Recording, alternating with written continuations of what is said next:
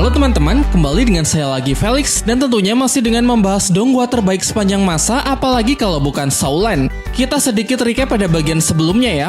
Di medan perang Tangsan kembali menggila. Dengan kekuatan Dewa Laut ia mampu memanggil bencana tsunami untuk menenggelamkan gerbang Jialing. Pihak Tangsan semakin berada di atas angin dengan kematian dari para tetua Kekaisaran Roh Pelindung seperti Tetua Sekte Naga Suci, Ketua Sekte Pedang Angin, Doulo Leopard Hantu, serta Doulo Ikan Buntal. Dua generasi emas Kekaisaran Roh Pelindung yakni Hulena bersama kakaknya yang menggunakan teknik roh pelindung gabungan pun tidak sanggup untuk menghentikan Daimube bersama teman-temannya. Namun sayangnya itu saja masih belum cukup untuk bisa menaklukkan Bibidong, terlebih lagi setelah kedatangan bala bantuan dari pasukan malaikat.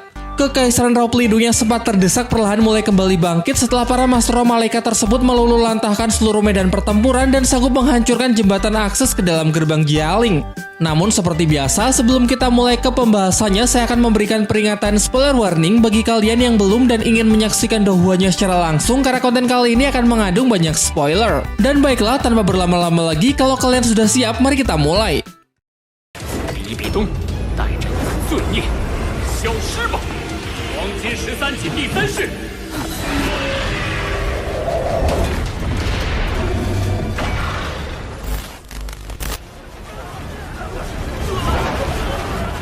Jembatan masuk gerbang Jialing yang sempat dihancurkan oleh pasukan malaikat untuk menghalau pasukan Kekaisaran Tiandou kini berhasil dibangun kembali dengan menggunakan teknik elemen es milik Sui Bing-er bersama teman-temannya. Bertekad ingin segera memenangkan pertempuran, seluruh pasukan Kekaisaran Tiandou segera bergegas dengan melalui jembatan tersebut demi kembali menerobos gerbang Jialing.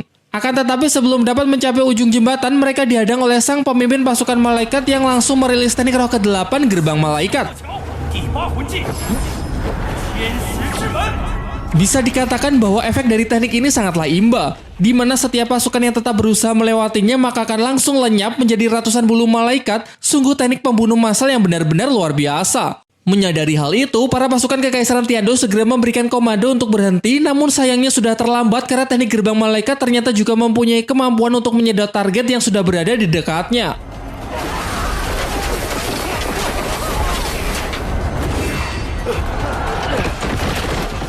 Nampaknya ratusan pasukan telah mati sia-sia. Akan tetapi tiba-tiba sebuah serangan melesat yang berhasil menghentikan teknik gerbang malaikat dalam menelan lebih banyak korban. Ternyata Master Doulo Pedanglah yang telah melancarkan serangan tersebut.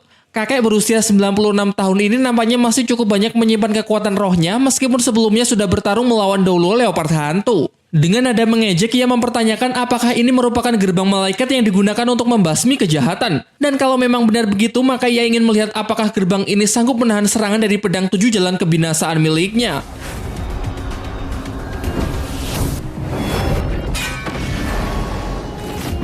Tentunya tidak cuma besar di mulut. Kekuatan dari Master Chen Xing memang tak perlu diragukan lagi, terbukti ia dapat menghalau seluruh serangan tombak malaikat hanya dengan hentakan kaki. Menyadari lawannya bukanlah Master Roh sembarangan, leader dari Angel Army kembali merilis salah satu teknik terkuatnya yaitu wujud roh pelindung, pengadilan cahaya suci, dan di waktu yang bersamaan Doulo Pedang merilis teknik roh ke-8, tebasan penembus langit.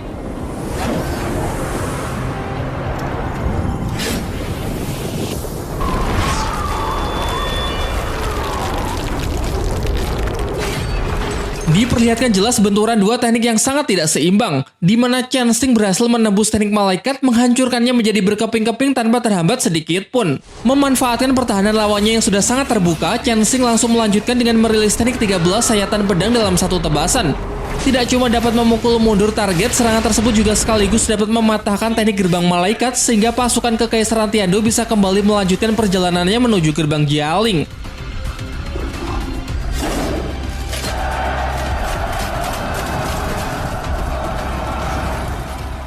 Di sisi lain, tim Daimube terlihat masih terkurung di dalam jaring malaikat. Menyadari kedatangan dari pasukannya yang semakin mendekat, Daimube menginstruksikan agar semuanya menyerang secara bersamaan untuk menghancurkan pasukan malaikat sebelum pihaknya datang. Xiaowu kemudian mengeluarkan senjata pamungkas dari Sekte Tang bernama Amarah Teratai Buddha, di mana senjata ini adalah warisan dari Sekte Tang di kehidupan terdahulu Tangsan yang kemudian didesain ulang oleh mendiang sang dewa pandai besi Lao Gao dengan penambahan daya hancur yang berkali-kali lipat jauh lebih besar. Hulena yang dapat merasakan ancaman dari aura merahnya segera memerintahkan pasukannya untuk menghalangi musuh sebelum senjata tersebut berhasil diaktifkan.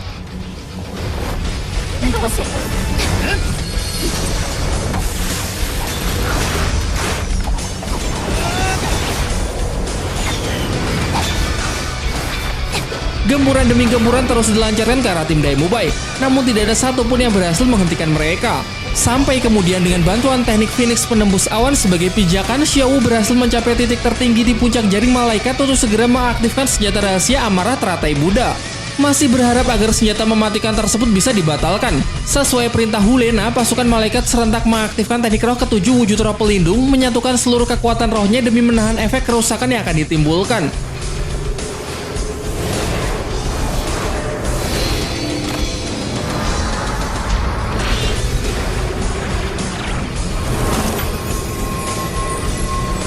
Diperlihatkan tim Daemubai yang melesat menjauh dari jangkauan serangan. Sementara di waktu yang bersamaan, senjata rahasia perlahan sudah mulai aktif, ditandai dengan munculnya lelehan lava pijar yang membanjiri seisi jaring malaikat dan menciptakan tornado lava siap menerjang apapun yang berada di dalam radiusnya.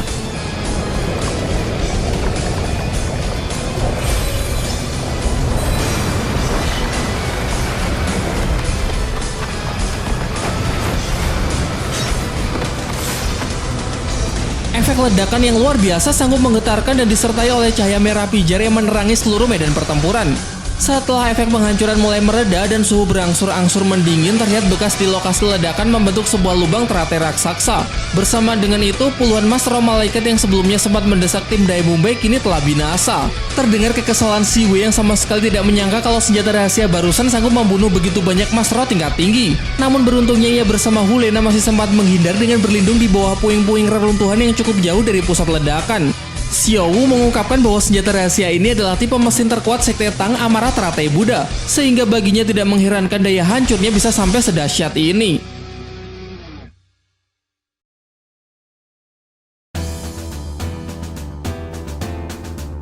Sementara itu, di sisi lain, Tang San masih disibukkan dengan pertarungannya melawan Bibi Dong. Setelah sebelumnya ia cukup dibuat kesulitan dengan ilusi patung raksasa, kini dirinya langsung melesat untuk mencari keberadaan Bibi Dong yang bersembunyi di balik ilusi tersebut. Ia pun kemudian merilis teknik dari tulang roh tangan kiri monster kera Titan, hantaman gravitasi agar dapat memaksa Bibi Dong keluar dari tempat persembunyiannya untuk melanjutkan pertarungan secara terbuka. Dengan lantang, Tang San mengatakan bahwa asalkan hari ini ia dapat membunuh Bibi Dong, maka pasti gerbang Jialing akan kehilangan sosok pemimpinnya sehingga pasukan Kekaisaran Tiandu bisa terus maju memasuki kota dan menguasainya.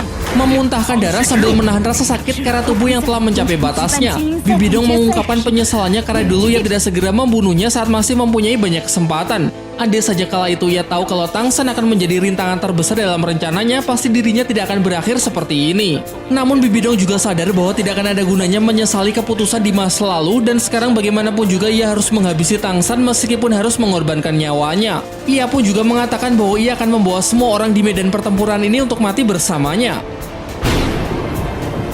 Sepertinya ancaman dari Bibi Dong ini memang tidak main-main. Meski kekuatan roh dan kekuatan pikirannya sudah banyak berkurang, tetapi sebagai Master Roh terkuat yang telah mencapai level 99 pasti mempunyai serangan balik menjelang kematian yang akan sangat mengerikan. Hal inilah yang kemudian menjadi kegelisahan Tang San, mengingat saat ini Xiaowu beserta teman-temannya yang lain masih berada di dalam gerbang Jialing. Sementara itu diperlihatkan Bibi Dong yang sudah mulai merapal teknik terakhirnya. Kumpulan awan hitam menyelimuti langit disusul dengan terpaan angin yang terasa sangat mengintimidasi. Namun anehnya semua tekanan yang begitu mengerikan ini ternyata tidak cuma berasal dari Bibi Dong, di mana Tang San dapat merasakan bahwa terdapat aura yang sangat kuat sedang mendekat ke arahnya dengan kecepatan tinggi.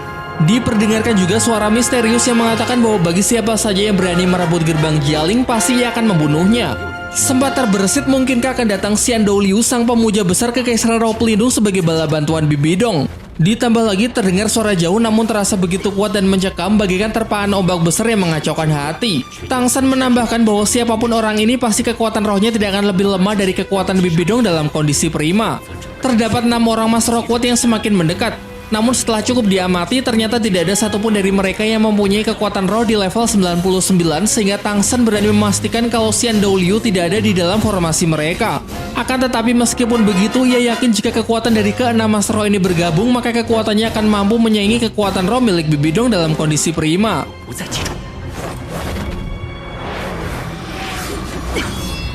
Tang San yang terlalu fokus mengkhawatirkan bala bantuan musuh yang datang sempat lengah dengan keberadaan Bibi Dong. Untung saja refleks bertarungnya cukup bagus sehingga ia masih selamat dari serangan kejutan yang Bibi Dong lancarkan. Situasi di medan pertempuran memanglah sangat sulit untuk diprediksi dan demi untuk mengantisipasi kemungkinan terburuk, bagaimanapun juga ia harus membunuh Bibidong terlebih dahulu sebelum mereka tiba. Tangsan kemudian merilis teknik roh kedua Kaisar Biru Perak, Ikatan Parasit, untuk mengingat pergerakan Bibidong. Namun hanya dengan teknik rumput biru perak saja mana mungkin bisa menahan Master Roh sekelas Bibidong. Bibidong pun langsung beralih ke roh pelindung pertamanya untuk merilis teknik medan kematian, menghancurkan ikatan rumput biru perak, namun kembali ditekan oleh teknik hantaman gravitasi dari teknik tulang roh Erming. Dengan teknik Tangsan yang satu ini, terkuncilah semua langkah Bibidong. Tanpa menyanyiakan waktu, ia langsung merilis teknik ketiga dari 13 teknik senjata Trisula yang pernah diajarkan oleh Dewa Laut, yaitu perjalanan tanpa kembali. Meskipun teknik dewa ini dulu pernah menghancurkan tubuh Bibidong, akan tetapi kali ini Kaisar Roh Pelindung tersebut nampak tidak gentar sedikit pun. Ia justru mengatakan bahwa sifat percaya diri Tangsan yang sangat berambisi untuk memenangkan pertarungan pada akhirnya justru menunjukkan kelemahan terbesarnya. Bukan tanpa alasan, perkataan Bibidong didukung oleh kemampuannya yang ternyata juga mempunyai sebuah teknik setingkat dewa, yakni Dewa Raksa. Dengan cepat, teknik yang bernama pembakaran dunia ini menerjang Tangsan yang belum sempat menyelesaikan persiapan teknik Trisula Dewa Lautnya. Akibatnya tidak cuma gagal dirilis, namun dirinya kini juga harus bergegas untuk menghindar dari setiap serangan Bibidong yang senantiasa mengejarnya. Sebuah ledakan hebat terdengar dari arah pertarungan Tangsan. Tim Daimube yang mengetahuinya segera bergegas untuk datang membantu, namun si Yue dan Hulena tidak akan membiarkan mereka lewat dengan mudah. Si Yue memerintahkan Hulena untuk memeriksa kondisi Bibidong, sedangkan dirinya lah yang akan menghadang teman-teman Tangsan. Benar-benar tidak tahu diri. Terlalu naif bagi Master Roh sekelas si Yue untuk melawan para Master Roh yang pernah berlatih di bawah bimbingan sang dewa. Dan sudah jelas, bahkan Daimube saja sudah cukup untuk menjatuhkannya karena perbedaan kekuatan di antara keduanya memang terpaut lumayan jauh. Di waktu yang bertepatan, Bibidong sangat yakin bahwa serangannya barusan sudah berhasil membinasakan Tangsan. Teknik mematikan yang sudah benar-benar menguras seluruh kekuatan roh dan kekuatan pikirannya tentu tidak akan pernah gagal. Serangan yang langsung mengenai target dari arah depan. Bahkan Bibidong juga mengklaim bahwa sekalipun Dewa Laut muncul, tetap tidak akan mampu untuk menyelamatkannya. Sehingga kini dimulai dari kematian Tangsan, maka tidak akan ada lagi penghalang bagi Bibidong untuk menguasai seluruh dataran Doulwo. Namun sayangnya dewa berkata lain, dan sepertinya Bibidong harus kembali mengubur mimpinya dalam-dalam karena tentu saja Tangsan tidak akan mati begitu saja. Tangsan adalah Master Roh jenius yang tidak cuma mengandalkan kekuatan, namun juga memikirkan dengan matang setiap langkah yang akan ia ambil. Dalam kasus ini, ia memanfaatkan teknik roh ke-8 penghancuran cermin iblis biru perak untuk mengantisipasi serangan mematikan yang dilancarkan oleh Bibidong. Tangsan sadar bahwa serangan tersebut memanglah sangat berbahaya, namun secara cermat ia mengamati bahwa basis dari serangan Bibidong adalah cahaya, sehingga sekuat apapun cahaya maka pasti akan tetap bisa dipantulkan. Dengan memanfaatkan teknik roh ke-8 yang basically adalah cermin kristal, Tangsan dapat memposisikan setiap cermin dengan membentuk suatu formasi khusus yang dapat memantulkan dan meredam serangan Bibidong tersebut untuk melindungi dirinya dari cedera fatal. Dijelaskan juga bahwa Tangsan sudah memprediksi jika Bibidong pasti masih menyimpan teknik terkuat untuk detik-detik terakhir, sehingga untuk memancingnya agar segera mengeluarkan teknik tersebut, ia sengaja terlihat lengah dan menunjukkan kepanikan di hadapannya. Karena hanya dengan begitu dapat membuat Bibidong tidak akan ragu untuk mengerahkan seluruh kekuatannya saat melancarkan serangan. Tidak disangka trik murahan seperti ini dapat termakan oleh Bibidong. Kini sesuai dengan prediksi Tangsan, pemimpin Kekaisaran Roh Pelindung itu pun sudah benar-benar kehabisan kekuatannya. Jangankan bisa menggunakan teknik roh keabadian lagi, bahkan hanya untuk bergerak pun juga nampak sulit.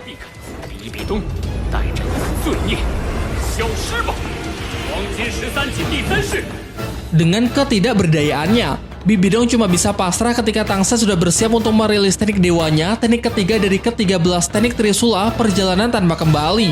Namun di saat benar-benar sudah berputus asa, tiba-tiba Hulena datang dan berniat untuk melindungi Bibidong. Dalam tangisnya, Hulena mengungkapkan rasa terima kasihnya kepada Tangsan yang sudah beberapa kali membantunya, seperti saat berada di kota pembantaian dan juga saat insiden penyerangan Tang Chen di hutan pertarungan bintang. Namun tanpa bermaksud untuk dikecam sebagai orang yang tidak tahu berbalas budi, Hulena mengatakan bahwa bagaimanapun juga ia tidak akan membiarkan ada orang yang ingin menyakiti gurunya. Sementara itu, Tangsan tidak ingin menunjukkan belas kasihan sedikit pun kepada musuhnya. Ia tetap berpegang teguh pada prinsipnya dan tanpa ragu langsung melesatkan serangannya tepat ke arah mereka berdua.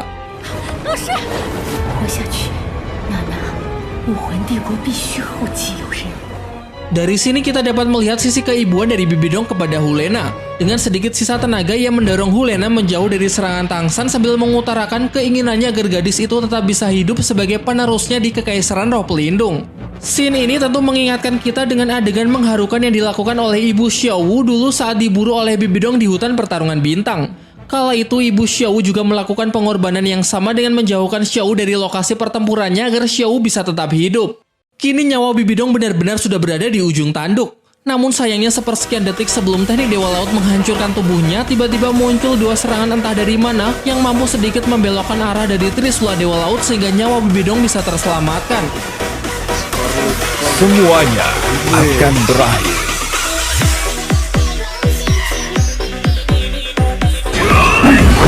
Sang naga telah kembali.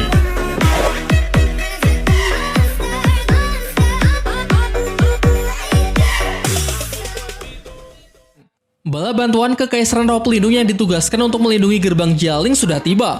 Mereka 6 pemuja Kekaisaran Roh Pelindung, 2 diantaranya adalah Doulo Tongkat Naga yang dulu pernah dipecundangi Tangsan di kota Silu bernama Jianglong, dan yang satunya bernama Xianjun. Dari tekanan yang Tangsan terima, dapat ia rasakan kalau kekuatan roh milik Doulo Tongkat Naga jauh lebih kuat jika dibandingkan saat pertarungan terakhirnya di kota Silu. Ditambah lagi kali ini datang satu orang lagi yang memiliki kekuatan identik yang memanglah merupakan saudara kembarnya. Ia sama sekali tidak menyangka begitu keduanya bekerja sama ternyata mereka sanggup menahan serangan dari Trisula Dewa Laut yang bahkan tidak bisa ditahan oleh Bibidong dalam kondisi prima.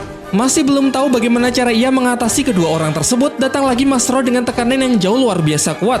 Ia adalah pemuja kedua Kekaisaran Roh Pelindung yaitu Doulo Buaya Emas yang nampak begitu dihormati oleh Doulo Tongkat Naga bersaudara. Pemandangan ini jelas membuat pihak Bibidong dapat kembali bernafas lega. Ia diperintahkan untuk mundur sejenak karena mulai dari sini mereka yang akan menghabisi pihak dari Kekaisaran Tiando. Sudah susah payah sampai sejauh ini, tentu Tangsan tidak ingin melepaskan Bibidong begitu saja. Ia langsung melesat namun sayangnya terhalang oleh dua Feng Hou Doulo kembar tersebut. Sekarang dalam kondisi yang benar-benar sudah terdesak, ia harus mencari cara agar segera bisa kembali membalikan keadaan. Di sisi lain, tepatnya di luar gerbang Jialing, Jenderal Jelong menjelaskan bahwa Tangsan dan yang lainnya kini telah berhasil menerobos gerbang Jialing dan juga telah melukai banyak pasukan musuh, sehingga menurutnya sekaranglah waktu yang tepat untuk menghancurkan Kekaisaran Roh Pelindung dan mengakhiri peperangan. Maka dari itu, ia pun menyarankan agar Kaisar Suebeng segera memerintahkan seluruh pasukan di pihaknya untuk memasuki gerbang Jialing. Namun Master Chow tidak sependapat. Menurutnya untuk saat ini pasukan di pihaknya masih belum bisa melangkah maju karena adanya para Master Roh hebat di pihak Bibidong yang bisa mengancam keselamatan pasukan. Selain itu masih banyak juga Master Roh musuh yang belum diturunkan ke medan perang. Nampaknya situasi masih belum bisa terkendali dan jika tetap memaksa maju dengan gegabah, takutnya justru akan masuk ke dalam jebakan musuh, sehingga dari itu Master Chow menyarankan agar Kaisar Suebeng menggunakan kebijaksanaannya untuk bisa lebih bersabar. Penjelasan Master Chow memang cukup masuk akal. Akan tetapi bagi Jenderal Jelong tidak akan ada gunanya menunggu lebih lama lagi mengingat situasi perang yang tidak bisa diprediksi. Menurutnya resiko memanglah harus diambil karena jika pihaknya sampai melewatkan kesempatan ini, ia khawatir kalau Kekaisaran Roh Pelindung akan segera pulih sehingga malah akan semakin merugikan pihaknya. Tanpa mempertimbangkan saran dari Master Chow, dengan penuh percaya diri, Kaisar Suebeng lebih memilih sepakat dengan pendapat dari Jenderal Jelong. Menurutnya perang ini berkaitan dengan hidup dan matinya seluruh negeri, sehingga ia harus rela mempertaruhkan segalanya dan mengambil semua resiko. Singkat cerita, sesuai keinginan dari Kaisar Suebeng, Jenderal Jelong segera memerintahkan pasukannya untuk bersiap maju menerobos gerbang Jialing.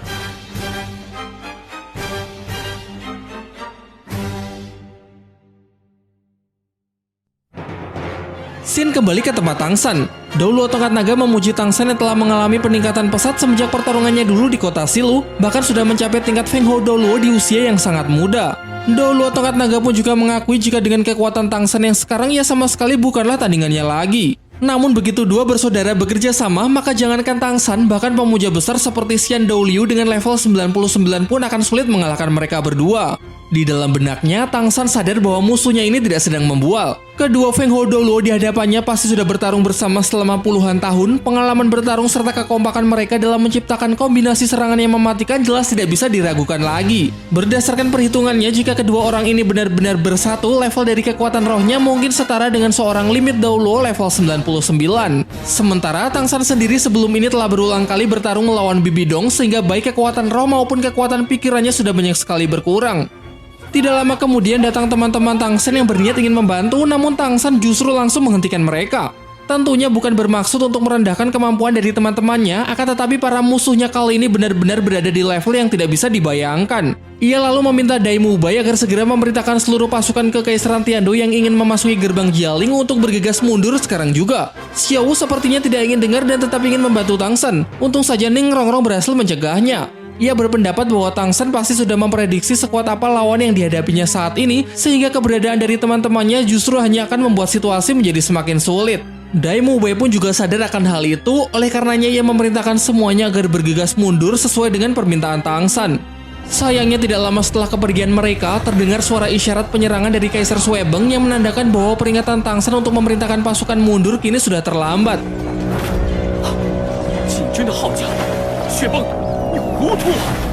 Dan benar saja, diperlihatkan pasukan Kekaisaran Tiando yang sudah mulai memasuki gerbang Jialing, meskipun sebenarnya sempat mendapatkan peringatan juga dari Master Xiao, namun Kaisar Suebeng yang masih terlalu naif tidak mau mendengarkannya dan malah mengikuti hasutan dari Jenderal Jelong. Dengan penuh keyakinan sambil mengibarkan benderanya, para pasukan kavaleri serta yang lainnya bergerak maju secara serentak melalui jembatan es dan sudah mulai memasuki wilayah gerbang Jialing.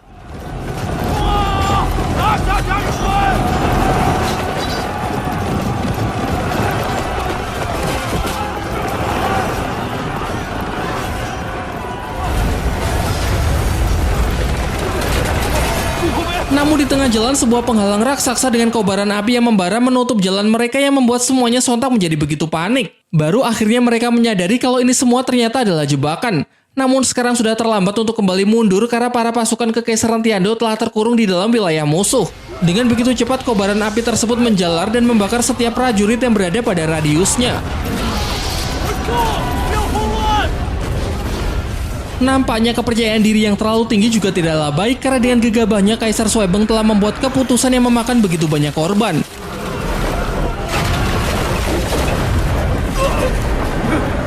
Ratusan, ribuan, puluhan ribu, bahkan sepertinya tidak kurang dari 500.000 prajurit telah gugur akibat nafsu akan kemenangan tanpa disertai dengan perhitungan yang akurat. Diperlihatkan Chen Xing saja sampai terkejut dengan bala bantuan musuh yang berdatangan sebab mereka semua adalah para pemuja di Kekaisaran Roh Pelindung yang berada di bawah perintah langsung dari Xian Douliu. Ada pemuja ketiga Xing Luan, pemuja keempat Xiongxi, dan pemuja kelima Master Guangling. Dengan datangnya para pemuja tersebut jelas membuat Doulo tulang cemas kepada pasukan Kekaisaran Tiando. Namun supaya tidak bingung, sebelum lanjut kita akan kenalan dengan para pemuja Kekaisaran Roh Pelindung terlebih dahulu ya. Kalau kalian masih ingat, dulu di Pulau Dewa Laut, Bo Saisi sang pemuja besar Tuan Dewa Laut mempunyai para Fengho Doulo yang disebut dengan 7 penjaga menara suci. Nah, sama halnya dengan Bo Saisi, Xian Douliu sang pemuja besar Dewa Malaikat juga mempunyai para Fengho Doulo di bawahnya yang disebut dengan pemuja Kekaisaran Roh Pelindung. Pemuja ketujuh bernama Jianglong sang Doulo Tongkat Naga. Pertama kali debut di Donghua pada episode 205, tepatnya pada insiden penyerangan di kota Silu. Tipe roh pelindung alat berupa sebuah tongkat dengan level kekuatan roh level 96. Namun kala itu ia kalah telak melawan Tang Shen yang telah dipersenjatai dengan senjata Trisula Dewa Laut.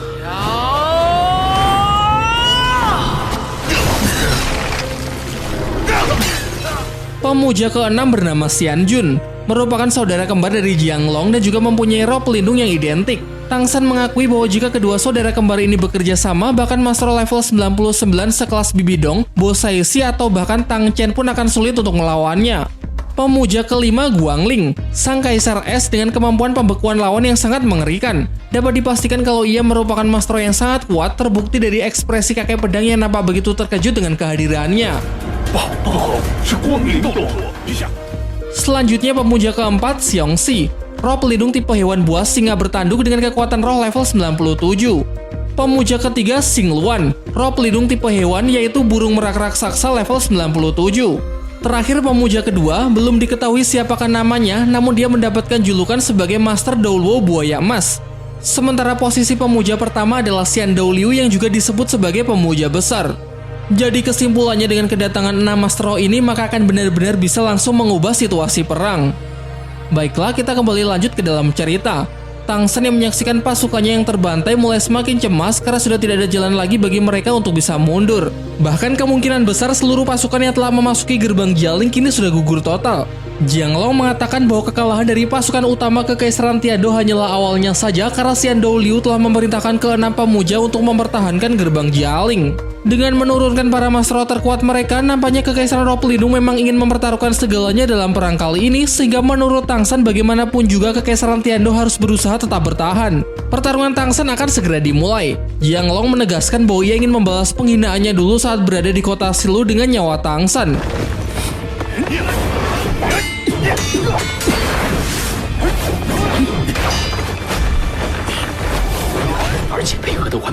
Diperlihatkan tidak cuma gerakan mereka yang sangat cepat, bahkan kerjasama dalam memadukan dan mengkombinasikan setiap serangan benar-benar sangat sempurna. Sementara di sisi lain, kekuatan roh Tangsan sudah begitu banyak menurun mengingat ia belum pulih sepenuhnya dari pertarungan melawan Bibidong. Jika sekarang ia tetap memaksakan diri untuk menggunakan kekuatan Trisula Dewa Laut, maka hal itu justru akan semakin cepat menguras kekuatan rohnya. Namun kini ia tidak punya banyak pilihan karena apabila terus ditekan seperti ini, maka pada akhirnya tubuhnya akan benar-benar kelelahan. Dirilislah teknik pertama dari Trisula Dewa Laut, Pusaran Angin Kebebasan. Akan tetapi tidak disangka teknik sekelas dewa dapat dibelokkan oleh teknik wujud roh pelindung alat dari kedua pemuja tersebut.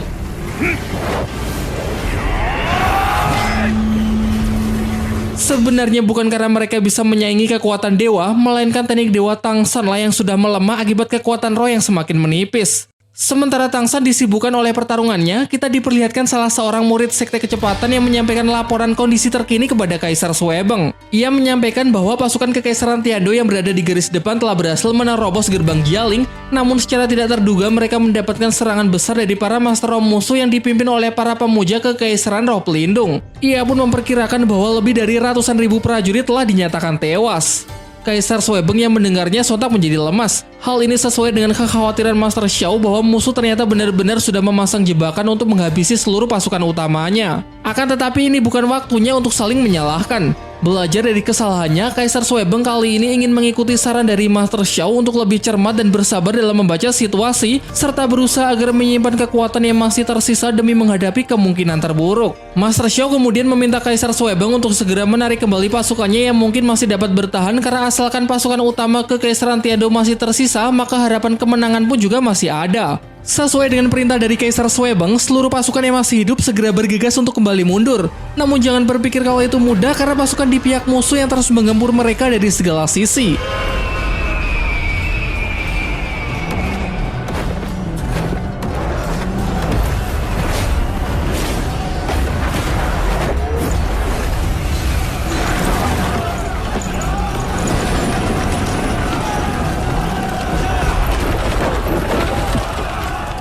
Diperlihatkan Hulena bersama Bibidong yang sedang menyaksikan kekacauan situasi di medan perang. Nampak raut wajah sedih ditunjukkan oleh Hulena saat melihat begitu banyaknya nyawa yang hilang. Namun berbeda dengan Bibidong yang justru tertawa puas ketika melihat pihaknya yang sudah mulai kembali menguasai jalannya pertempuran. Di waktu yang bersamaan, tim Daimube berusaha secepat mungkin untuk memperingatkan pasukan agar segera mundur. Akan tetapi sayangnya sudah terlambat akibat keputusan gegabah dari Kaisar Suebeng yang kini telah menelan ratusan ribu korban. Menyaksikan tumpukan mayat yang berada di hadapannya membuat Daimube menjadi sangat geram. Jika tidak mundur tepat waktu, maka seluruh kekuatan utama dari Kekaisaran Tiandou akan dihancurkan. Tangsan pun juga sepemikiran, sekarang keadaan perang benar-benar sepenuhnya telah berbalik di mana pihaknya kini mendapatkan serangan dari berbagai arah. Sementara itu menyadari bocah di depannya yang sudah semakin melemah, Xian Jun mengajak saudaranya untuk segera membunuh bocah tersebut dan bergegas hancurkan seluruh Kekaisaran Tiandou. Di sisi lain, kakek pedang dan kakek tulang sedang dihadapkan dengan dua pemuja Kekaisaran Roh Pelindung, yakni pemuja ketiga dan pemuja keempat. Pemuja ketiga bernama Xing Luan. Dengan roh pelindung burung merak, tanpa ragu ia langsung merilis teknik roh ke-8 penelan langit biru. Semacam teknik ruang dimensi yang menargetkan kakek pedang untuk mengunci seluruh pergerakannya. Sedangkan kakek tulang berhadapan melawan pemuja keempat, Xiongxi sang Dauluo singa bertanduk. Xiongxi dengan sombong mengatakan bahwa hari ini mereka pasti akan mati di tangannya, yang mana hal itu merupakan suatu kehormatan. Ia lantas merilis teknik roh ke-8 pengendalian monster. Menggunakan teknik ini, Xiongxi dapat melepaskan ratusan jiwa monsternya untuk merasuki setiap master roh musuh yang memiliki tipe roh pelindung hewan untuk tunduk di bawah kendalinya. Efeknya pun juga dapat dirasakan oleh Daimube, Mang Hojun, Flander, dan Liu Erlong mengingat roh pelindung mereka juga merupakan tipe hewan. Namun untung saja mereka tidak sampai hilang kendali karena faktanya teknik musuh hanya dapat mempengaruhi master roh di bawah level 70 saja. Sementara itu dengan segala upayanya, Chen Xing berusaha keluar dari teknik pengekang dimensi milik pemuja ketiga.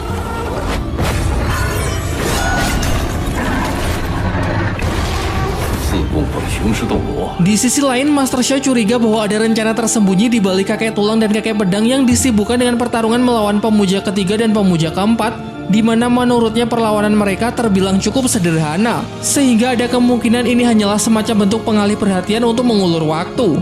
Hal yang sama pun juga dirasakan oleh Gurong, yang merasa bahwa musuh tidak ingin menyerangnya sekuat tenaga dan justru terkesan hanya menyibukkannya saja. 不好，是光灵斗罗，陛下。 Kira-kira rencana apakah yang sebenarnya sedang dijalankan oleh Kekaisaran Roh Pelindung ya? Tulis pendapat kalian di kolom komentar.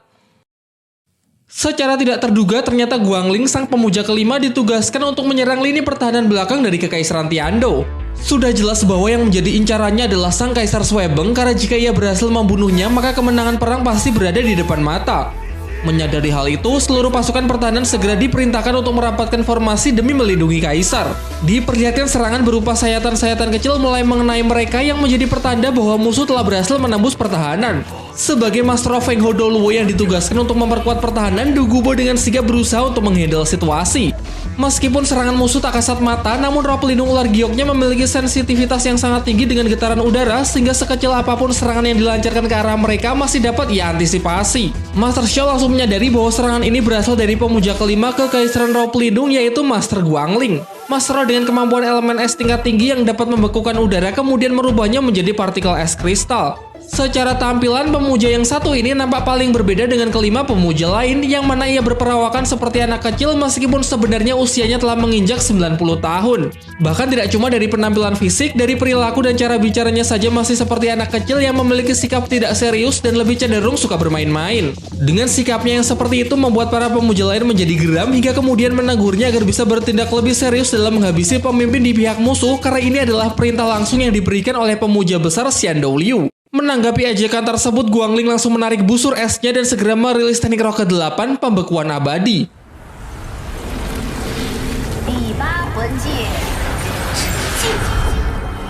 Serangan tersebut diarahkan lurus ke langit, menembus lapisan awan yang kemudian turun secara perlahan dalam wujud butiran salju. Meskipun terlihat kalem dan tidak mematikan, namun jangan salah sangka karena ketika butiran salju tersebut menyentuh targetnya, maka hanya dalam sekejap akan langsung dapat merubahnya menjadi es kemudian hancur berkeping-keping.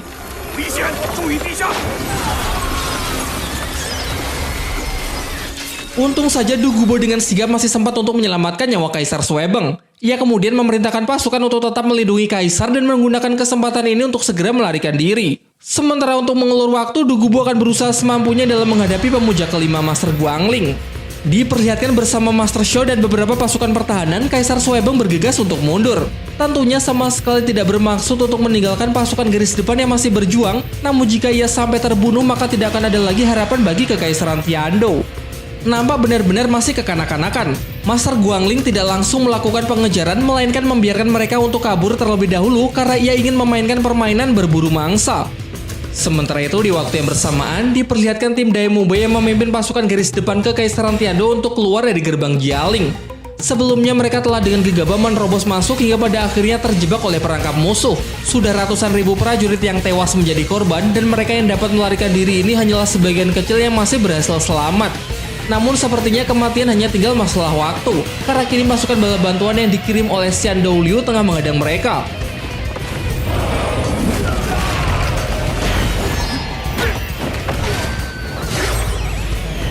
Walaupun musuh bukanlah Master Roh yang kuat, namun dengan kondisi seperti ini pasti tidak akan mudah bagi mereka untuk meloloskan diri. Sambil terus menahan musuh, Dai Mubei berusaha menenangkan Xiao Wu yang nampaknya masih sangat mencemaskan kondisi Tang San. Ia mengatakan bahwa meskipun Tang San bertarung sendirian melawan dua pemuja Kekaisaran Roh Pelindung bergelar Feng Hou Doluo, namun secara kualitas cincin dan tulang roh, Tang San masih lebih unggul sehingga menurutnya Tang San masih berpeluang besar untuk bisa memenangkan pertarungan. Ia menambahkan daripada terus mencemaskan hal itu, akan jauh lebih baik jika mereka lebih fokus untuk menerobos kepungan demi melindungi pasukan untuk bisa mundur secepatnya agar perjuangan serta pengorbanan Tang San tidak akan menjadi sia-sia. Setelah mendengarkan penjelasan dari Dai Mubei, nampaknya cukup membuat hati Xiao bisa sedikit lebih tenang. Dengan memanfaatkan berbagai senjata rahasia Sekte Tang, kini banyak Master Roh musuh yang telah berhasil teratasi. Bahkan Dai Mubei menambahkan bahwa senjata rahasia pemberian Tang San ini akan menjadi kunci untuk mengembalikan keadaan. Kini setelah lawan berhasil dijatuhkan, mereka segera mundur dengan membagi 3 kelompok dalam melalui 3 jembatan berbeda agar dapat mengecoh musuh. Dai Mumbai bersama Oscar akan melalui jembatan tengah, Ning Rongrong dan Suzuki akan melalui jembatan kiri, sedangkan Xiao dan Mang Hojun akan mengambil jembatan sebelah kanan. Di sisi lain, Master Xiao menjelaskan bahwa ini merupakan sebuah rencana yang telah disiapkan pihak musuh untuk membunuh Kaisar Suebeng. Mereka mengapung Tang San, menahan kakek pedang dan kakek tulang, serta sengaja menjauhkannya dari 7 monster Akademi Shrek demi untuk menghilangkan semua perlindungan dari Kaisar. Sehingga tidak ada pilihan lain kalau sudah seperti ini, maka langkah terbaik yang bisa Master Xiao sarankan hanyalah mundur secepat mungkin. Di dalam benaknya, Master Xiao mengungkapkan kekhawatirannya. Ia sama sekali tidak menyangka kalau pihak Bibidong mempunyai rencana seperti ini. Nampaknya di balik kemunculan dari beberapa pemuja ini masih ada orang hebat yang memberikan perintah dari belakang. Sementara itu, diperlihatkan Master Guangli yang telah memulai permainannya dalam memburu mangsa.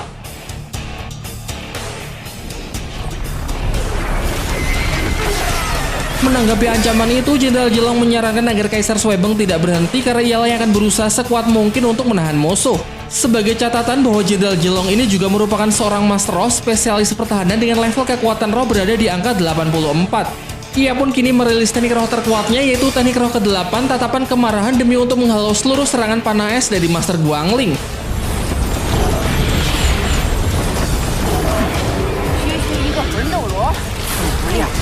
Namun sayangnya jelas secara level kekuatan roh ia tidak sebanding dengan pemuja kelima tersebut, maka dari itu pertarungan ini akan diambil alih oleh Dugubo sang Douluo Ular Giok. Scene kemudian beralih dengan kembali memperlihatkan pertarungan Tang San melawan Douluo Iblis bersaudara yang terus-menerus menekannya. Ia mengungkapkan kecemasannya terhadap seluruh pasukan Kekaisaran Tiando yang telah gagal dalam setiap lini pertahanan. Pasukan utama begitu kesulitan untuk mundur, sementara pasukan pertahanan belakang sekarang tengah digempur habis-habisan oleh pemuja kelima Master Guangli yang mengancam nyawa dari Kaisar Suebeng.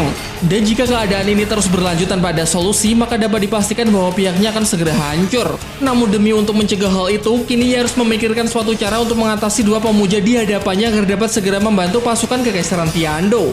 Sementara itu, Jianglong sendiri juga tidak akan pernah mau mengalah, mengingat dulu saat berada di kota Silu ia telah gagal membunuh Tang San, sehingga jika sampai kali ini ia gagal lagi, maka ia tidak akan diizinkan untuk pulang.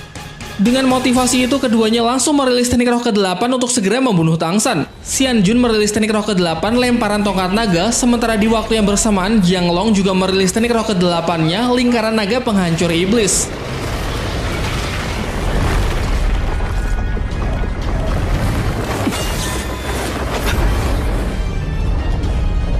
Dua serangan tersebut menggapit Tang San dari dua sisi yang berbeda sehingga mustahil ia dapat menghindar dari keduanya. Nampaknya menggunakan Trisula Dewa Laut sangatlah menguras kekuatan roh sehingga untuk mengatasi dua serangan ini Tang San mengandalkan dua teknik dari tulang roh ratusan ribu tahun miliknya secara bergantian. Teknik tulang roh Erming Tinju Kematian Kera Raksasa ia gunakan untuk menahan serangan dari Jianglong, dilanjutkan dengan teknik tulang roh Daming Petir Penghancur Dunia ia gunakan untuk menahan serangan yang dilancarkan oleh Xian Jun. 泰坦苍穹过，天启右臂魂骨技能，天启地灭雷霆。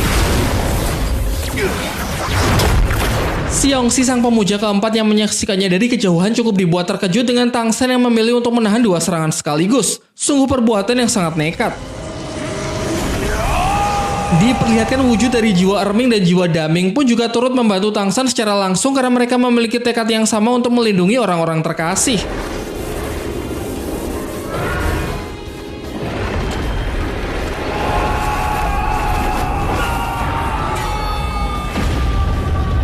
Dengan kegigihannya pada akhirnya Tang San telah berhasil mematahkan serangan dari dua pemuja tersebut. Hal ini pun membuat kakek pedang yang melihatnya dari kejauhan menjadi semakin kagum karena meski sudah ditekan habis-habisan oleh dua Feng Hou Douluo, pemuda yang satu ini masih sanggup memberikan serangan balik yang begitu hebat. Namun dengan sekaligus merilis dua teknik tulang roh ratusan ribu tahun dalam kondisi Tang San yang seperti ini, jelas benar-benar dapat langsung menguras seluruh kekuatan rohnya. Sementara itu, walaupun tidak sampai terbunuh, dua pemuja ini mendapatkan luka yang cukup parah dari serangan balik tersebut. Kekuatan dari teknik monster ratusan ribu tahun memang tidak pernah mengecewakan. Akan tetapi tidak berhenti sampai di sini. Tang San kemudian mengeluarkan salah satu senjata rahasianya yang bernama Jarum Badai Bunga Pir dan mengatakan kalau inilah serangan balik yang sebenarnya.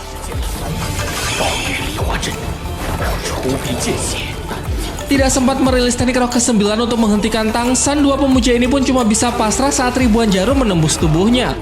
Diperlihatkan aura dari senjata Jarum Badai Bunga Pir yang telah dilepaskan menyebar ke seluruh medan pertempuran, membuat siapapun yang menyaksikannya menjadi begitu takjub. Siapa sangka hanya menggunakan senjata saja dapat melukai dua pemuja sekaligus. Namun di waktu yang bersamaan, Tang San merasa kalau kekuatan rohnya kini sudah benar-benar habis. Ditambah lagi pihak musuh masih memiliki banyak Master of Feng Hou Doluo, akan tetapi jika saja ia berhasil mengatasi satu dari pemuja di hadapannya, maka hal itu cukup mengejutkan pihak dari Kekaisaran Roh Pelindung, sehingga mereka tidak akan berani lagi untuk menahan pasukannya untuk mundur. Berniat untuk kembali menggunakan Trisula Dewa Laut, Tang San melesat cepat ke arah Master Xianjun. Dengan sedikit perlawanan dari pemuja ke-6 tersebut mencoba menahan serangan Tang San, namun dengan mudah Tang San tetap saja mampu untuk menembusnya. Ajal Master Xianjun sudah berada di depan mata, tapi sayangnya keberuntungan masih tidak berada di pihak Tang San karena sepersekian detik sebelum serangannya mampu menggapai musuh, tiba-tiba secara mengejutkan datanglah Doluo Boya Emas, sang pemuja kedua yang langsung mampu memukul mundur Tang San. Xiao Wu dan yang lainnya dapat merasakan kalau Tang San sekarang benar-benar sedang dalam bahaya. Namun mereka juga tidak bisa berbuat apa-apa karena sedang disibukkan oleh pertarungannya masing-masing.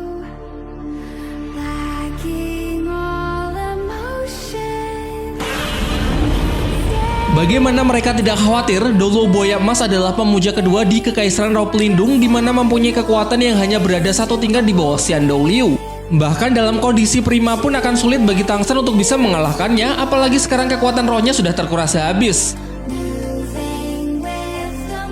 Dengan tubuh yang bergetar, Tang San pun berusaha menguatkan dirinya untuk mencoba bangkit dan menarik kembali Trisula Dewa Laut karena ia tahu kalau pihaknya masih jauh dari kata kemenangan.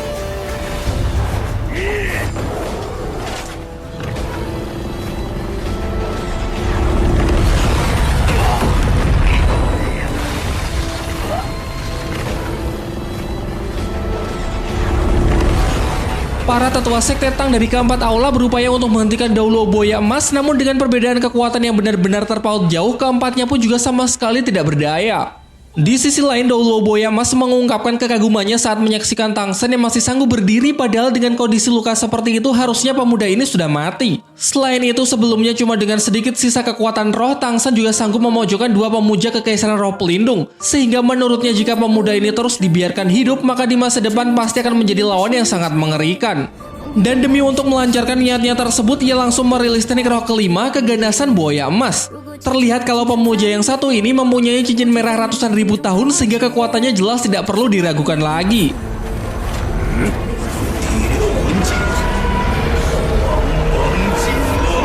Serangan mematikan sudah berada di depan mata, namun apa daya tubuh sudah tidak sanggup lagi untuk berusaha. Bahkan juga sampai terbersit bahwa kali ini dirinya pasti akan benar-benar mati karena siapa lagi yang bisa menolongnya dalam situasi sulit seperti ini.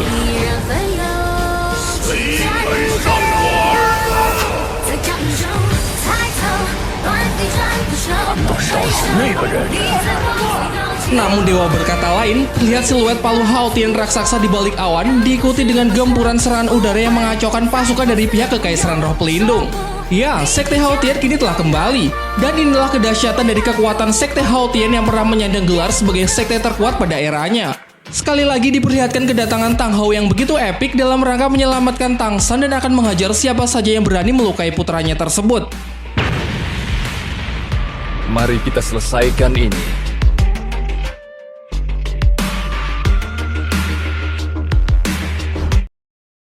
Kedatangan Tang Hou bersama seluruh anggota Sekte Hao Tian telah sepenuhnya mengubah situasi perang. Pastinya kamu bertanya-tanya mengapa Sekte Hao Tian tidak datang membantu pihak Tang San lebih awal. Namun sebenarnya hal ini pun sudah pernah dijelaskan oleh Tang San sendiri. Kalau kalian ingat, di awal perang secara tidak terduga, ibu kota Kekaisaran Xingluo mendapatkan gempuran musuh akibat pertahanan yang melemah setelah semua pasukan ditarik ke medan perang. Belajar dari kesalahan itu, pihak Kekaisaran Tiado tidak ingin mendapatkan masalah yang sama sehingga memerintahkan anggota Sekte Hao Tian untuk menjaga ibu kota, dan setelah dirasa cukup aman, barulah mereka bisa membantu pasukan tempur di medan perang.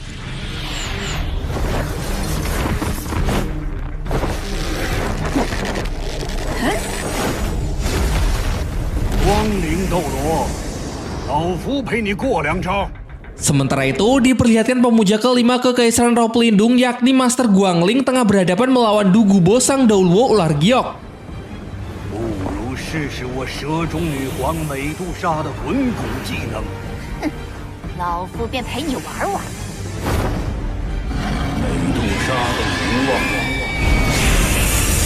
Tanpa membuang-buang waktu, Du Gubo langsung merilis teknik tulang roh Ratu Medusa, tatapan kematian Medusa. Namun tanpa rasa kesulitan, Master Guangling masih mampu untuk menghindarinya dan bahkan juga masih sempat untuk memberikan serangan balik.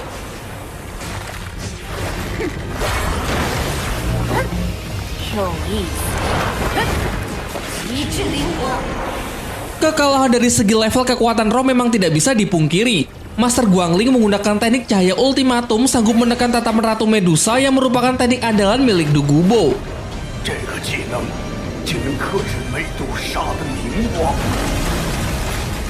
Sekarang setelah berhasil melumpuhkan Du Gubo, pemuja kelima tersebut kembali melakukan pengejaran untuk membunuh Kaisar Suebeng yang sama sekali sudah tidak punya pertahanan apapun. Dirilislah teknik roh kelima, pembekuan ruang dan waktu. Sebuah teknik roh tingkat tinggi dapat ditembakkan dari jarak yang sangat jauh dan langsung mampu mengunci sasaran dengan tepat menargetkan jantungnya. 不胫而至。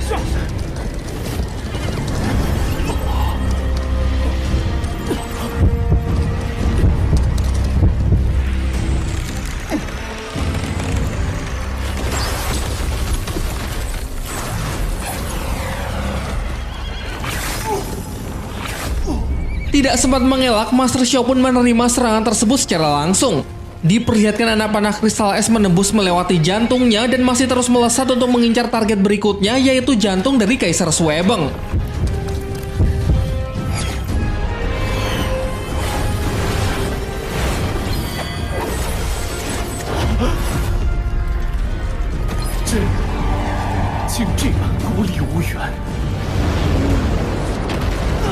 Namun seperti yang kita harapkan, bala bantuan dari Sekte Hao Tian datang tepat waktu dan berhasil menghalau seluruh serangan yang dilancarkan oleh Master Guangling. Kemudian diperlihatkan puluhan murid Sekte Hao Tian berkumpul mengelilingi Kaisar Suebeng dengan masing-masing palu Hao Tian di tangan mereka. Mengikuti perintah dari sang ketua sekte yaitu Tang Xiao, serentak mereka semua membentuk formasi Hao Tian demi untuk melindungi Kaisar dari serangan musuh berikutnya. Master Guangling yang terlanjur kesal segera melesat maju berniat ingin menghancurkan formasi tersebut, namun jangan berpikir kalau hal itu akan mudah. Secepat kilat, pukulan keras dari perwujudan palu Hao Tian raksasa sanggup memukulnya mundur. Ialah Master Hao Tian yang dapat disandingkan dengan Tang Hao, siapa lagi kalau bukan Tang Xiao, sang Howling Sky Doluo. Di waktu yang bersamaan, Du Gubo berusaha menolong Master Xiao yang terluka parah akibat menerima serangan langsung dari Master Guangling yang menembus jantungnya. Sementara itu, Master Guangling masih dibuat begitu kesal karena adanya formasi Hao Tian yang menghalangi jalannya untuk membunuh Kaisar Suebeng. Lantas ia pun mengamuk dan tanpa pikir panjang langsung melesat untuk mencoba menerobos formasi Hao Tian secara paksa. Meskipun sempat mendapatkan peringatan dari pemuja ketiga agar tidak perlu memaksakan diri karena hal itu sangatlah berbahaya. Diperlihatkan pertahanan kokoh dari formasi Hao Tian di mana Tang Xiao berperan sebagai pusatnya. Berniat ingin membantu Master Guangling, pemuja keempat Xiongxi langsung merilis teknik roh terkuatnya yakni teknik roh ke-9 teriakan penghancur jiwa untuk segera menyelesaikan pertarungannya melawan kakek tulang dan kakek pedang. Sementara itu di waktu yang bersamaan, Master Guangling nampak begitu kesulitan ketika melawan Tang Xiao, terlebih lagi secara sembrono ia telah masuk ke dalam formasi Hao Tian sehingga Tang Xiao bisa semakin jauh lebih unggul.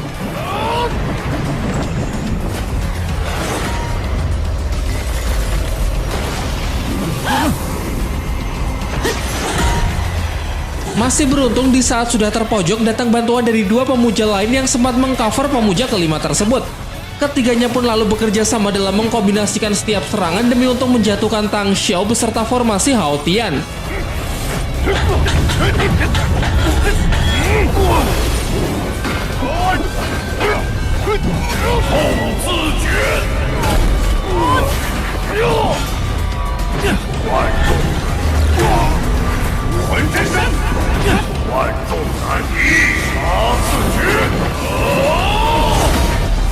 Tiga lawan satu mungkin bukanlah sebuah pertarungan yang adil. Akan tetapi perbedaan kualitas memanglah tidak bisa dipungkiri, di mana Tang Xiao yang cuma seorang diri sanggup menghajar ketiganya dengan cukup mudah. Scene kemudian beralih memperlihatkan kemurkaan Tang Hao terhadap Doluo Buaya Emas yang telah berani menyakiti putranya. Namun dengan nada angkuh, Doluo Buaya Emas nampak tidak gentar sedikit pun. Ia justru menyebut bahwa Sekte Hao Tian hanyalah perkumpulan pengecut sehingga kedatangannya ke medan perang kali ini tetap tidak akan bisa mengubah apapun. Bahkan menurut Doluo Buaya Emas, master terkuat di Sekte Hao Tian yang ia tahu yaitu Tang Qian harusnya menaruh hormat kepada dirinya sebagai senior, apalagi cuma bocah kemarin sore yang bahkan ia sendiri tidak pernah mendengar namanya. Tang Hao kemudian menjawabnya dengan menjelaskan bahwa tekad dan kemampuan tidaklah memandang usia. Meskipun mempunyai umur panjang, tanpa adanya tekad hanya akan hidup dalam kehampaan. Tang Hao pun menambahkan bahwa orang yang tidak memahami hal itu tentu tidak akan pernah bisa disandingkan dengan level kakeknya, bahkan hanya menyebut namanya saja tidaklah pantas. Tanpa banyak bicara lagi, Doluo Buaya Emas ingin segera memulai pertarungannya untuk membuktikan kekuatan Tang Hao di balik kesombongannya yang sangat besar. Merupakan kesempatan yang sangat bagus untuk mengamuk, mengingat sudah lebih dari 50 tahun ia tidak meninggalkan balai pemuja Kekaisaran Roh Pelindung, sehingga ia ingin melihat seberapa hebat para junior sekarang di benua Doluo. Hah, tentu saja Tang Hao cuma tertawa mendengar buaya tua di hadapannya yang sedang membual. Ia tidak sabar ingin menunjukkan betapa mengerikannya kekuatan dari Palu Hao Tian yang akan mampu membuat lawannya menjadi buaya geprek. Diperlihatkan keduanya sama-sama mempunyai cincin merah ratusan ribu tahun, sehingga dinilai dari segi kekuatan roh seharusnya tidak ada perbedaan yang signifikan di antara mereka. Tang Hao kemudian bersiap maju sambil meminta Tang San agar memperhatikan pertarungannya dengan seksama. Secara kekuatan roh tidak perlu didebatkan lagi, tentu Tang San sudah jauh melampaui Tang Hao, khususnya setelah memperoleh Trisula Dewa Laut. Namun perlu diingat bahwa seorang mas roh yang hebat bukan cuma soal seberapa besar kekuatan roh yang dimiliki ataupun seberapa kuat senjata yang digunakan, melainkan pengalaman bertarung dan kemampuan dalam memaksimalkan potensi yang dimiliki juga berperan besar ketika sedang menghadapi sebuah pertempuran. Jelas Tang Hao masih berada di atas Tang San jika dilihat dari kedua hal tersebut. Pengalaman bertarung dan cara Tang Hao menggunakan kekuatan dari Palu Hao Tian-nya secara lebih maksimal. Berniat ingin menunjukkan kekuatan sesungguhnya dari Palu Hao Tian, Tang Hao merilis sebuah teknik rahasia yang ia temukan sendiri, yaitu teknik ledakan cincin roh. Sebuah teknik yang dapat memperkuat penggunanya dalam sekejap dengan mengorbankan satu cincin rohnya. Tentu semakin kuat cincin roh yang dikorbankan, maka ledakan kekuatan yang didapat juga akan semakin besar. Nampaknya Doluo Buaya Emas mulai mengakui kehebatan Tang Hao. Setelah merasakan ancaman dari aura yang begitu kuat, ia segera melancarkan serangan terlebih dahulu untuk menghentikan musuh di hadapannya. Serangan dari kibasan ekor buaya emas diarahkan tepat ke arah Tang Hao, namun hanya dengan sekali pukul dapat membuat ekornya mati rasa.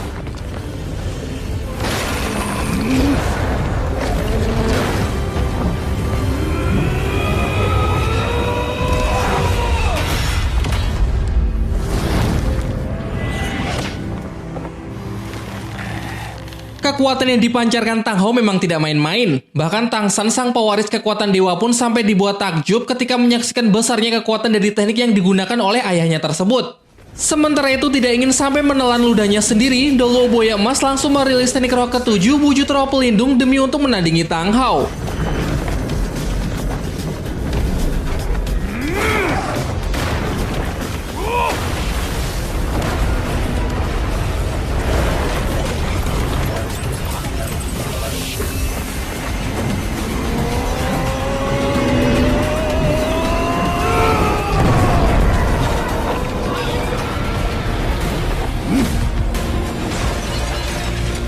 Benturan dari dua kekuatan yang maha dahsyat sontak dapat menggetarkan seluruh medan pertempuran. Mungkin bisa dikatakan bahwa atmosfer dari pertarungannya ini jauh lebih mengerikan even jika dibandingkan dengan pertarungan Tang San melawan Bibidong dengan kekuatan dewa mereka. Setelah berhasil menghancurkan perwujudan buaya emas raksasa, kini diperlihatkan Tang Hao yang semakin menggila. Persis ketika ia menggemparkan balai roh pelindung dulu saat insiden di turnamen Master Roh Elite. Secara terus-menerus ia mampu menekan lawannya. Dan kalau bisa konsisten seperti ini, rasanya tidak berlebihan kalau kita menyebut Tang Hao sebagai mas roh terkuat melebihi sang pewaris kekuatan dewa sekalipun. Dengan ini, sekarang pertarungan pun benar-benar telah berakhir. Pemuja kedua Kekaisaran Roh Pelindung Doluo Buaya Emas yang digadang-gadang sebagai pemuja terkuat pun sampai dibuat tidak berkutik di hadapan Tang Hao. Sambil mengancamkan Palu Hao Tian, Tang Hao memperkenalkan dirinya kepada buaya tua bahwa ialah Tang Hao sang Doluo Master Hao Tian. Masih terlalu awal untuk bisa menandinginya karena menurut Tang Hao pemuja kedua tersebut baginya masih terlalu lemah. Dari sini Doluo Buaya Emas mulai bisa mengingat mengenai sosok seorang mas roh kuat dari sekte Hao Tian yang dulu pernah menggemparkan balai roh pelindung dan mengalahkan putra dari Xian Douliu. Kini pada akhirnya Doluo Buaya Emas pun mengakui kekalahannya dari Tang Hao meskipun dari segi usia dirinya masih jauh lebih senior. Sementara itu, Tang Hao masih menunjukkan belas kasihannya dengan tidak membunuh pemuja kedua walau sebenarnya ia jelas mempunyai kesempatan untuk melakukannya. Namun ia lebih memilih untuk mengajak Tang San dan yang lainnya untuk segera pergi mengakhiri perang karena baginya kekalahan dari Kekaisaran Roh Pelindung ini sudah jauh lebih menyakitkan daripada kematian. Diperlihatkan tidak ada pihak dari Kekaisaran Roh Pelindung yang berani menghentikan mereka. Semuanya menyingkir dan memberikan jalan karena hanya orang bodoh yang berani berurusan dengan sekte Hao Tian.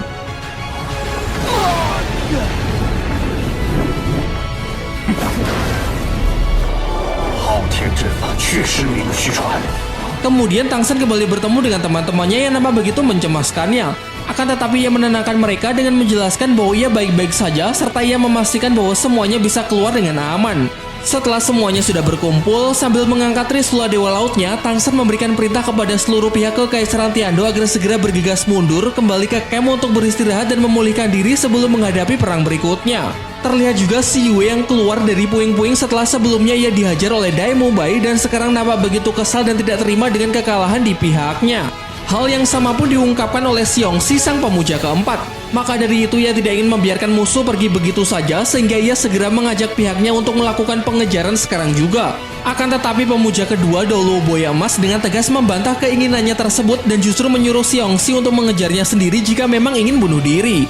Tentunya ketakutan dari pemuja kedua ini bukan tanpa alasan. Setelah pertarungannya barusan, ia menilai bahwa Master Hao Tian yang bernama Tang Hou itu mungkin saja tidak lebih lemah dari pemuja besar Xian Dou Liu.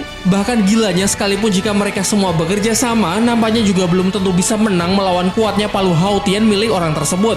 Ditambah lagi dengan keadaan yang sudah kacau seperti ini, melanjutkan pertempuran hanya akan membuat pihaknya menjemput kekalahan yang semakin parah. Sehingga menurutnya untuk saat ini, keputusan terbaik yang bisa diambil hanyalah mengumpulkan para jenderal dan para masroh di pihaknya yang masih tersisa untuk memperkuat pertahanan guna berjaga-jaga jikalau pihak dari Kekaisaran Tiandou kembali melancarkan serangan.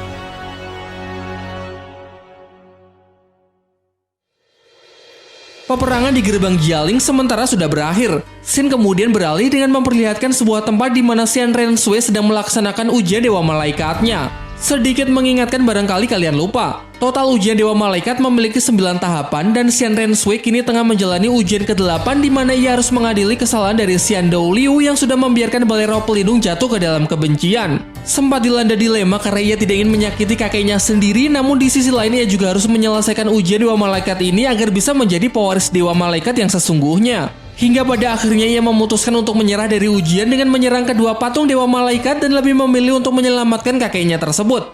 Untuk sekarang, Dewa Malaikat ingin bertanya sekali lagi kepada Xian Renshui apakah Xian Renshui akan benar-benar menyerah pada ujian Dewa Malaikat tahap ke-8 ini.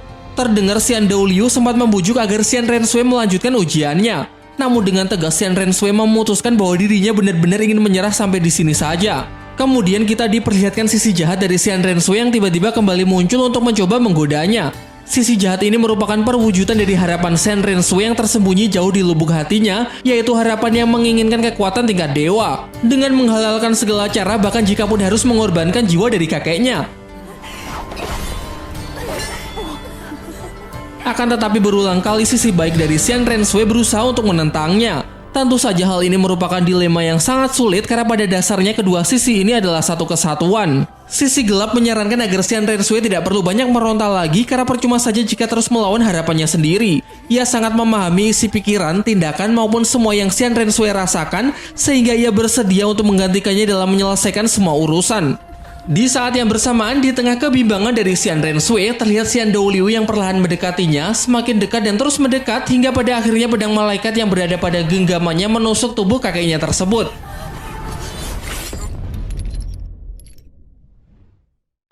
Xin kemudian beralih dengan memperlihatkan bekas medan pertempuran yang nampak sangat mengerikan.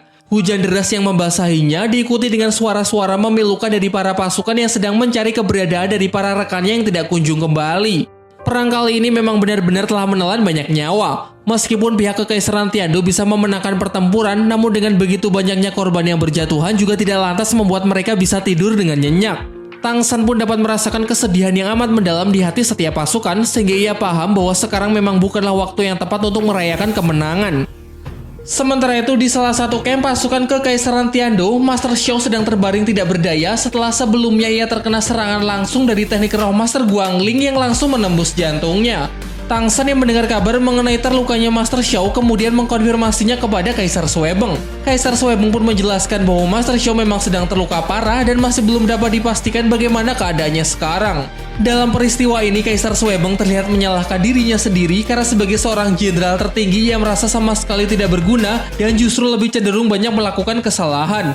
Jenderal Jelong pun kemudian menyela dengan mengatakan bahwa dirinya lah yang pantas untuk dihukum karena ialah yang sudah memerintahkan pasukan utama untuk memasuki gerbang Jialing sehingga banyak korban yang berjatuhan. Namun tanpa ingin menyalahkan siapapun, Kaisar Suebeng ingin agar mereka semua mengevaluasi diri.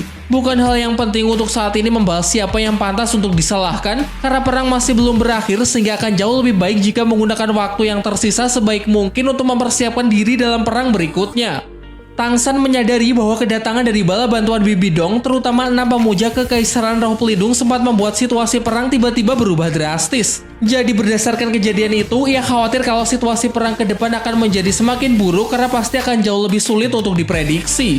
Mungkinkah hanya ada satu cara agar benar-benar bisa mengunci kemenangan, yaitu dengan menyelesaikan ujian Dewa Laut, menembus level ke-100 dan akan sepenuhnya mendapatkan kekuatan dewa.